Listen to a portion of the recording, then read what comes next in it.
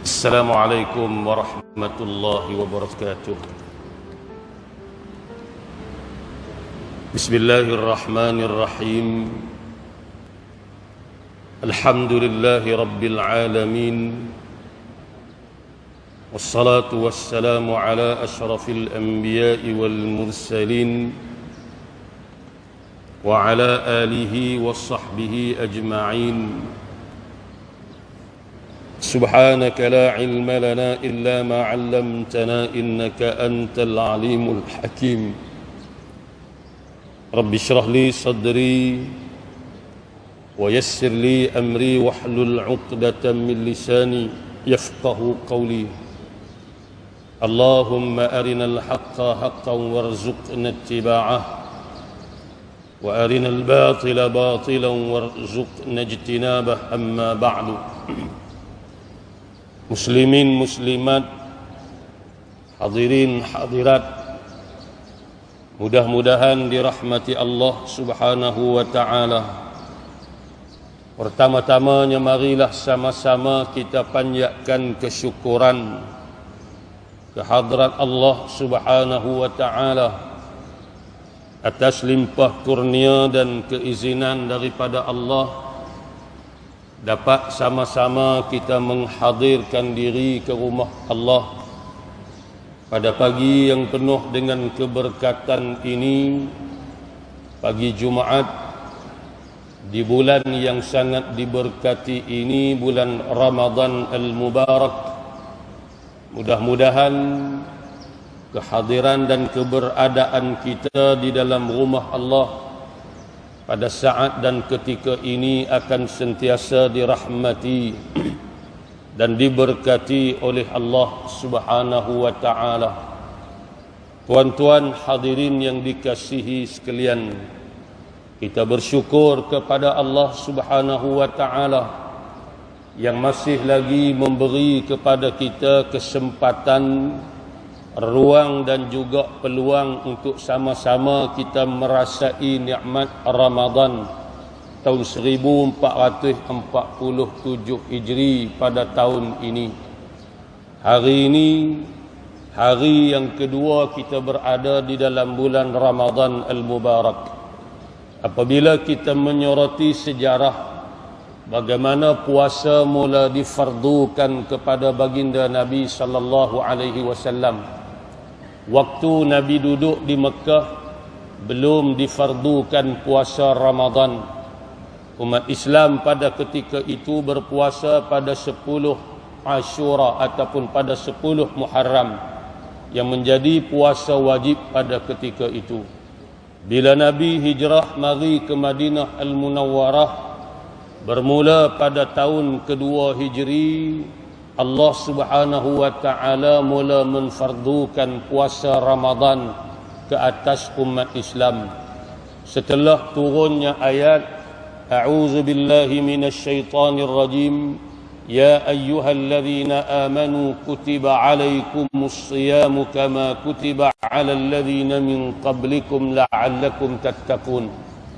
Wahai orang-orang yang beriman, difardukan ke atas kamu puasa di bulan Ramadan sebagaimana puasa di bulan Ramadan pernah ataupun telah difardukan ataupun puasa itu telah difardukan ke atas umat-umat yang terdahulu daripada kamu. Mudah-mudahan hasil daripada Ramadan ini kamu menjadi hamba yang bertakwa kepada Allah subhanahu wa ta'ala. Bila turun ayat ini, maka bermulalah kewajipan atau kefarduan puasa Ramadan ke atas umat Islam bermula pada tahun kedua Hijri.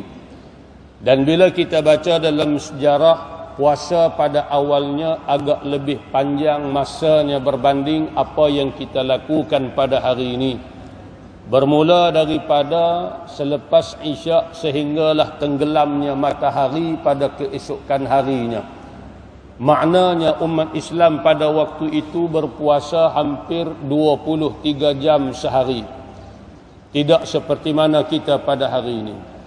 Sehinggalah turunnya ayat fakulu washrabu hatta yatabayyana lakumul khaytul abyadu minal khaytil aswadi minal fajr thumma atimmus siyama ilal lail.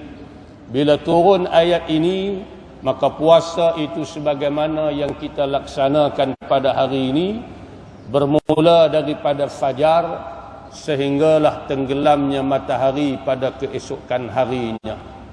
Tuan-tuan hadirin yang dikasihi sekalian, Allah pilih Ramadan dan Allah himpunkan dalam bulan Ramadan ini berbagai-bagai bentuk kemuliaan yang sepatutnya kita tidak melepaskan begitu sahaja kemuliaan-kemuliaan yang boleh kita raih pada bulan Ramadan ini.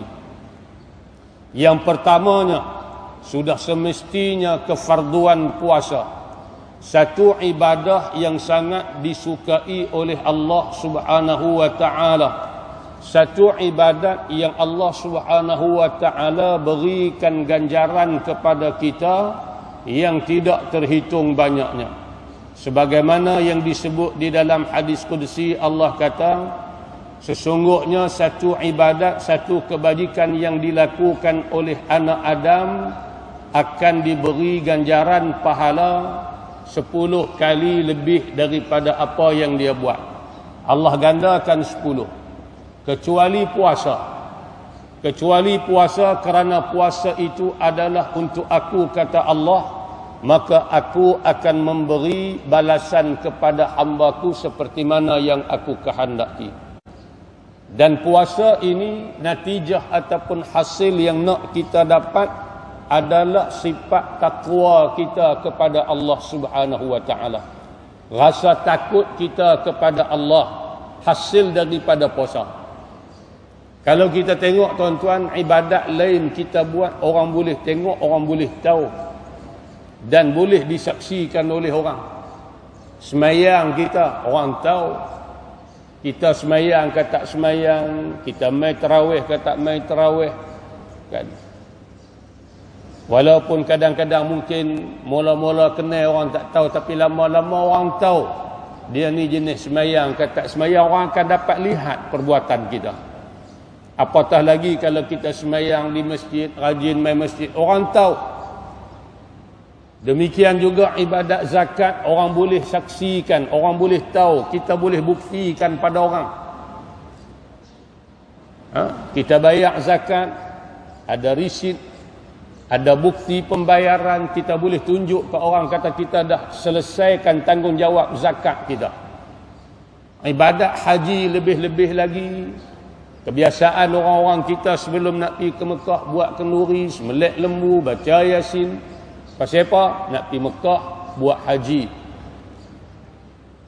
Balik daripada tanah suci, orang panggil pula Tuan Haji, Pak Haji, Mak Haji dan sebagainya. Maka ia boleh dibuktikan dan boleh dilihat dan boleh disaksikan oleh orang lain, ibadah-ibadah lain yang kita buat. Tidak pada puasa. Adapun puasa di antara kita dengan Allah. Mungkin depan orang kita tak makan, tapi di belakang orang kita boleh jadi curi makan dan sebagainya, tak ada siapa tahu. Kalau tidak ada nilai sifat takut kepada Allah Subhanahu wa taala tadi ini. Sebab itulah orang yang ada nilai rasa takwa dan takut kepada Allah, dia takkan buat benda yang menyalahi hukum. Walaupun dia balik lepas daripada subuh ataupun tengah hari, sekejap lagi berasa lapar ayam, berasa lapar perut, dalam kereta masih ada lagi buah kurma hak buka puasa kemarin ni, masih ada lagi baki makanan hak orang bagi more semalam ni.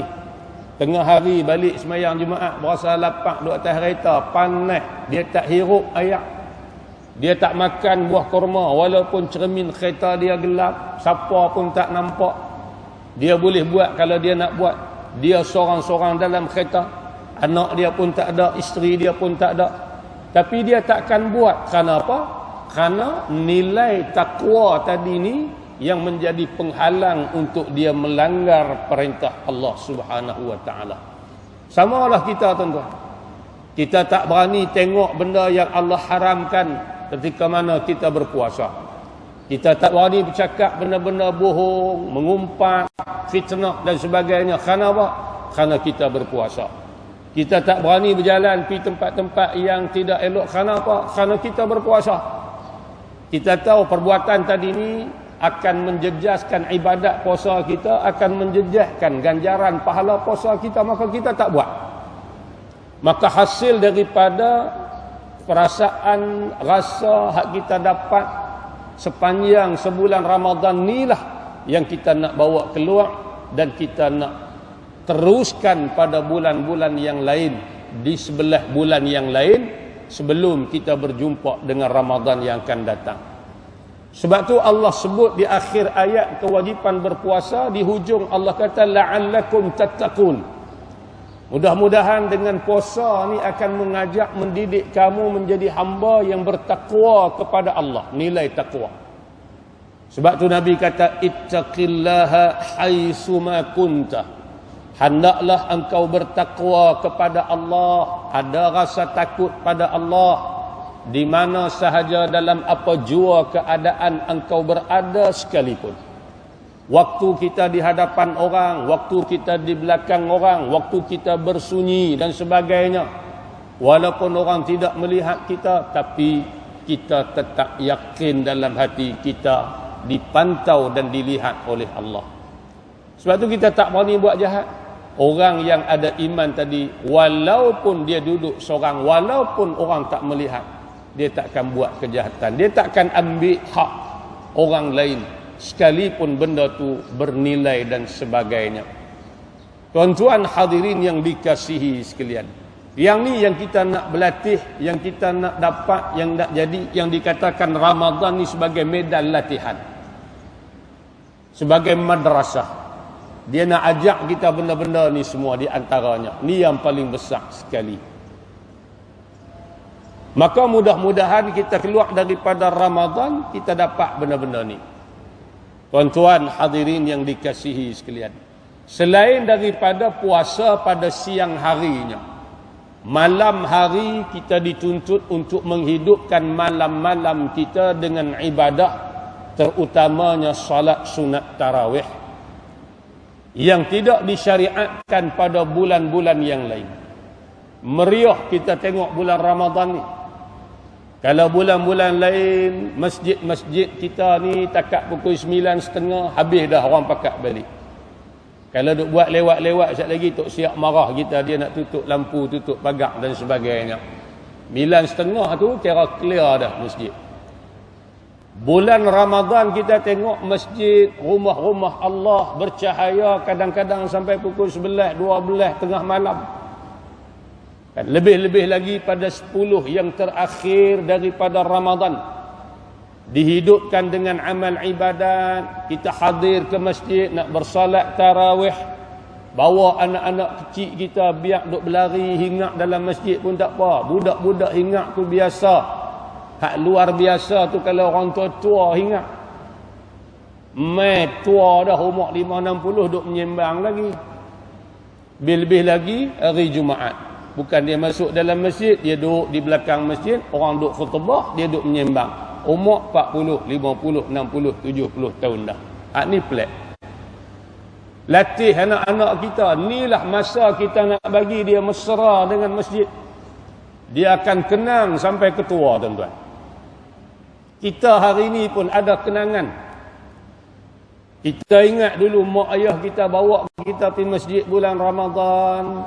Ada buka puasa, semayang, tarawih. Kadang-kadang kita tak semayang pun duduk main dengan kawan-kawan. Yalah umur sekolah rendah, belum akil baligh. Sat lagi ada more. Dulu di kampung-kampung meriah more. Masak. Saya ingat lagi di kampung. Masak beda zon ni, kawasan ni, pulau ni. Masak malam ni, esok pulau ni pula masak malam esok. Jamu lepas solat tarawih. Balik rumah kadang-kadang pukul 11, 11.30. Meriahnya Ramadan yang kita tak rasa pada bulan-bulan lain. Kita hidupkan malam dengan solat sunat tarawih. Mereka kata letih, Ustaz. Ya memang letih tuan-tuan. Lebih-lebih lagi kita hak siang hari ni kerja. Daripada pukul 8 sampailah pukul 5 petang, balik kadang-kadang hak masak-masak, hak singgah beli di kedai, buka puasa, kemudian nak mai pula tarawih, berasa letih. Nak pabih 20, ada yang buat 8, nak pabih 8, kadang-kadang letih. Betul. Siapa pun letih, esok nak kerja pula, bangkit awal, sok dan sebagainya. Tapi itulah medan untuk kita berjihad. Sebagaimana yang disebutkan kepada kita, kalau kamu letih melakukan amal ibadat, ketahuilah bahawa letih kamu akan hilang. Tetapi pahala kebaikan kamu kekal di sisi Allah. Kita letih, kita penat, pukul 11, pukul 12 kita balik, kita lena, kita bangkit pukul 4, 5 pagi, hilanglah letih itu. Semalam pun kita letih. Semayangnya, makannya, nak pula makan banyak, lagi letih. Kan? Tapi bila kita tidur, Allah beri kepada kita rehat, kita bangkit pagi, segar balik. Hak letih semalam ni hilang. Tapi pahala yang kita buat semalam ni kekal menjadi bekalan kita untuk dibawa balik ke akhirat. Kemudian dikatakan kepada kita, kalau kamu seronok sedap melakukan maksiat, dosa. Maksiat dosa ni sedap pasal kena dengan nafsu. Kalau kamu seronok sedap melakukan maksiat, ketahuilah bahawa seronok sedap tu akan hilang. Tetapi dosa kamu, keburukan kamu kekal di sisi Allah Subhanahu wa ta'ala. Orang buat maksiat, seronok dia sebab kena dengan nafsu. Tapi nak seronok lama mana? Kalau dia tak bertaubat kepada Allah Subhanahu wa ta'ala, seronok sedap tu hilang. Tapi dosa keburukan tadi kekal di sisi Allah Subhanahu wa ta'ala. Tuan-tuan hadirin yang dikasihi sekalian. Jadi inilah hari, inilah masa, inilah bulan. Kita nak didik kita dan didik anak-anak kita dengan ibadah. Anak-anak kita hak kecil, hak 4 tahun, 5 tahun, 6 tahun, 7 tahun. Kita dah boleh mula dedah dah tentang ibadat puasa ni ke dia. Lebih lagi bila dah cecah umur 7 tahun. Kadang-kadang kita kesian ke anak-anak, kesian tak kena tempat. Kita tak ajak dia berpuasa sejak daripada kecil. Nabi kata, muru auladakum bis salati wa hum abna'u sab'in. Suruh anak-anak kamu puasa ketika mana umur mereka 7 tahun. Ulama kata Nabi sebut, suruh anak-anak kamu semayang, suruh anak-anak kamu semayang ketika mana mereka berusia 7 tahun. Nabi sebut semayang, Nabi tak sebut puasa dan sebagainya. Walaupun Nabi sebut semayang saja, semayang ni hak paling utama. Semayang ni hak paling besar. Maka bermakna ibadat-ibadat lain pun samalah. Kita kena mula didik, ajak anak cucu kita seawal usia 7 tahun. Puasanya, masalah bersuci hadasnya, tutup aurahnya dan sebagainya. Beri pada anak cucu kita seawal umur 7 tahun lagi. Maknanya masuk darjah 1 kita dah mula ajak dia dah. Kalau boleh darjah 1 tu didik dah. Setengah daripada kita anak darjah 1 ni boleh puasa penuh dah. Kalau tak boleh puasa penuh pun tak apa, pelan-pelan. Hari pertama boleh puasa 3-4 jam pun jadilah. Hari kedua dia lajak sikit.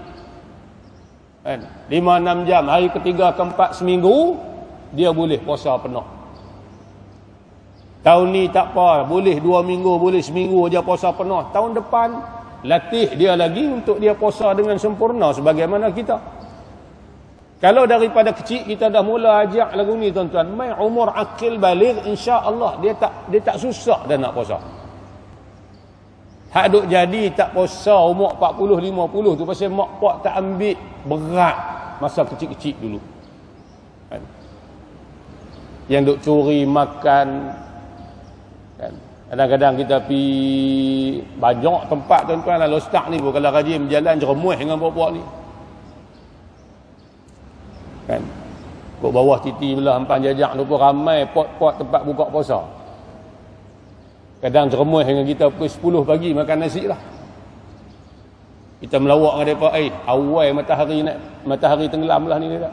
Maghrib awal belah ni. Pukul 10 pagi. Dia kata ni kira lewat ni pukul 10. Mari awal lagi pukul 9. Umur 40, 50 dah. Tara ni tuan-tuan kalau balon dengan pelepah nyok untuk dia apa dah? Bukan masa dia dah. Dia tak boleh dah. Kan? Maka kewajipan kita ibu bapa nak kena tengok anak-anak kita, latih anak-anak kita sejak daripada kecil lagi, umur 7 tahun. Sian, kadang-kadang sian pergi sekolah letih, sekali lagi balik kafar, puasa, meleleh. Tapi kita tak dengar lagi lah anak-anak orang mati kerana puasa ni. Tak ada lagi ikut masuk berita setakat lah. Hak ramai mati kerana terlajak makan tu ramai. Tapi hak kerana puasa ni tak. Sebab puasa ni walaupun kita tengok lagu tu sebenarnya baik untuk kesihatan kita. Ajak anak-anak jangan biar. Mesrakan anak-anak dengan masjid. Kita pun jangan halang anak-anak masuk dalam masjid. Budak-budak ingat jangan duk jerkah mereka. Kalau orang tua-tua ingat jerkah tak apa. Saya budak-budak biasa tu lari sana lari sini dan sebagainya. Cuma nak abang-abang elok-elok. Tuan-tuan hadirin yang dikasihi sekalian. Di antara ibadat yang dituntut kepada kita juga adalah bersedekah pada bulan Ramadan. Nabi sebut dalam hadis, Nabi kata, man fattara fihi sa'iman, siapa-siapa beri makan padanya akan orang yang berpuasa. Kita beri makan pada orang yang berpuasa pada bulan Ramadan. Kana maghfiratan li dhunubihi, Allah beri keampunan terhadap dosanya, dan juga Allah jamin bebas daripada api neraka. Hak kita puasa, kita dapat pahala. Hak orang puasa, dia dapat pahala. Kita buat satu lagi pahala, kita jamu orang berpuasa tadi makan. Sebagaimana tuan-tuan pergi tengoklah di Masjidil Haram, di Masjidil Nabawi. Bukan setakat bulan Ramadan. Kalau tuan-tuan pergi awal hari Senin Khamis, Ayyamul Bid, 13, 14, 15. Kalau kita pergi awal di masjid, mereka pakai hampak plastik. Sediakan makanan untuk orang-orang yang berpuasa. Lebih-lebih lagi pada bulan Ramadan. Berebut, ajak kita makan juadah yang mereka sediakan. Masing-masing ada kawasan masing-masing yang mereka sediakan untuk jemaah berbuka puasa. Pasal apa? Nak rebut kelebihan tadi. Nabi kata apa? Allah beri kepada dia keampunan dosa dia, jamin bebas daripada api neraka. Kemudian Allah beri pahala ke dia sama banyak macam mana Allah beri kepada orang yang berpuasa, yang makan makanan dia tadi ni, tanpa dikurangkan pahala orang puasa tadi ni walau sedikit pun. Bayangkan kalau kita jamu 10 orang, hak mana 10 orang tu dapat pahala hak sama banyak juga Allah beri kepada kita dengan sebab kita beri makan ke dia untuk dia berbuka. Sebab tu orang berebut nak buat buka puasa ni. Di masjid-masjid, di surau-surau kita tengok jadual 30 Ramadan tu penuh. Pakai ambil seorang semalam, 2 malam buat makan buka puasa. Lalu sahabat kata, ya Rasulullah, bukan semua kami mampu untuk jamu orang buka puasa. Nabi kata, tak nanti banyak. Kalau boleh sebiji kurma pun, seteguk air pun, Allah beri kepada kamu keampunan, bebas daripada api neraka. Dan Allah beri kepada kamu pahala sama banyak seperti mana orang yang berpuasa tadi ini. Boleh tuan-tuan kita pergi cari buah kurma di kedai kurma. Kalau jiran dekat-dekat dengan kita ada 5-6 jiran, 7-8 buah rumah. Edak satu rumah, satu kotak. Sepanjang Ramadan ataupun 2 minggu Ramadan dia duk makan buah kurma kita dengan anak-anak kita untuk buka puasa. Ini kita tak sedar. Tapi pahala ni akan kita nampak bila kita balik ke akhirat nanti, kita tengok tu dia. Ni dia pahala yang kamu dapat daripada hak kamu jamu makan orang buka puasa, hasil daripada sedekah kamu tadi ni. Ni kebaikan-kebaikan yang patut kita rebut sama pada bulan Ramadan. Tuan-tuan hadirin yang dikasihi sekalian. Yang seterusnya apa dia? Al-Quran kita. Al-Quran kita ni bagi dekat dengan kita bulan Ramadan. Kan? Kalau yang tak boleh baca lagi, ambil ruang peluang bulan Ramadan ni, usaha bagi boleh baca juga. Paling-paling tak ada pun boleh baca Iqra' 1, Iqra' 2 daripada tak erti langsung. Mula. Kena mula. Belajar dengan siapa? Kita tak erti. Belajar dengan anak cucu kita pun tak apa. Anak cucu kita hantar pergi mengaji kelas qiraati, fardu ain dan sebagainya, dia boleh. Takat nak mengajar Iqra' 1, Iqra' 2 kat Tok Wan tak boleh apa ni boleh. Akhirnya kita keluar daripada Ramadan, sebelum Ramadan tak erti apa, keluar daripada Ramadan boleh baca dah Iqra' 1, Iqra' 2. Jangan duk malu. Kita yang boleh baca dah tapi tak lancar, ambil kesempatan Ramadan ni untuk bagi lancar bacaan Quran kita.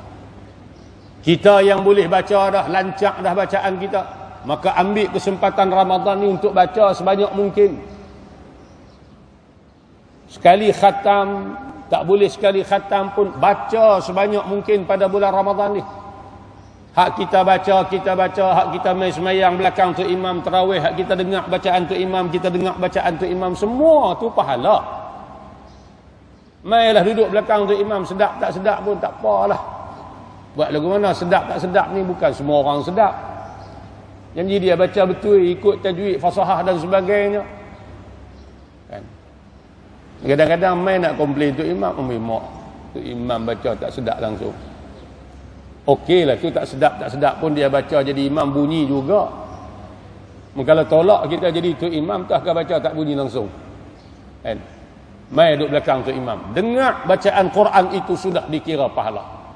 Hak kita baca lagi. Ni ruang, peluang untuk kita ambil pahala sebanyak mungkin pada bulan Ramadan ni, tuan-tuan. Hadirin, hadirat, muslimin, muslimat, mudah-mudahan dirahmati Allah Subhanahu wa taala. Ni di antara benda-benda, banyak lagi benda-benda kebaikan yang boleh kita buat pada bulan Ramadan ni. Marilah sama-sama kita hayati Ramadan dengan sebaik mungkin. Kita minta pada Allah agar Allah beri kepada kita kesihatan, agar Allah beri kepada kita kekuatan untuk sama-sama kita meneruskan ibadat Ramadan ini dengan sesempurna mungkin. Kita tak usah duk fikir nak raya lah Ramadan. Bila masuk 10 akhir nanti, patut-patut amalan kita lebih daripada hak kita buat 20 hak awal. Sepatutnya lagu tu. Tapi cumanya kadang-kadang bila masuk 10 akhir ni, radio pun dia pasang dah lagu raya. Bila pasang lagu raya, dengar-dengar dendang perantau tu, semangat Ramadan tu dia hilang. Dia main semangat raya tu, tarawih pun dia tinggal habis. Dia duk kira tang mana bazar Syawal. Lepas maghrib, lepas isyak, tala pi bazar Syawal. Balik pukul 12, pukul 1, pukul 2. Beratuk beli baju raya anak. Padahal malam 10 akhir itulah yang Allah janjikan salah satu daripada malam-malamnya, malam Lailatul Qadar, yang lebih baik daripada 1000 malam amal ibadat padanya. Tiba-tiba kita duk beratuk nak bayar kasut raya anak, nak bayar kuih raya, nak bayar kain tirai rumah kita. Bukan masa dia, tuan-tuan. Umur kita semakin bertambah, masa kita untuk menghadap Allah semakin dekat. Perbanyakkan amal ibadat kita, lebih-lebih lagi apabila kita dah diberi peluang dalam bulan Ramadan ni, tuan-tuan. Mudah-mudahan apa yang kita buat ini Allah terima sebagai amal saleh, sebagai bekal kita di akhirat nanti. Mudah-mudahan dengan sedikit tazkirah pada pagi ini memberi manfaat kepada kita. Apa yang baik daripada Allah Subhanahu wa taala, apa yang tidak baik daripada kelemahan dan kekurangan diri saya sendiri. Aqulu qawli hadha wa astaghfirullahal azim li wa lakum. Assalamualaikum warahmatullahi wabarakatuh. Bismillahirrahmanirrahim. Alhamdulillahi rabbil alamin. Assalatu wassalamu ala ashrafil anbiya'i wal mursalin wa ala alihi wa sahbihi ajma'in. Allahumma arhamna bil Qur'an waj'alhu lana imaman wa nuran wa hudan wa rahmah. Allahumma dhakkirna minhu ma nassina wa 'allimna minhu ma jahilna. وارزقنا تلاوته آناء الليل وأطراف النهار واجعله لنا حجة يا رب العالمين. اللهم فارق الفرقان ومنزل القرآن بالحكمة والبيان بارك اللهم لنا في شهر رمضان وأعده اللهم علينا سنينا بعد السنين وأعواما بعد أعوام على ما تحبه وترضاه يا أرحم الراحمين ربنا آتنا في الدنيا حسنة وفي الآخرة حسنة وقنا عذاب النار وصلى الله على سيدنا محمد وعلى آله وصحبه وبارك وسلم والحمد لله رب العالمين تقبل الله منكم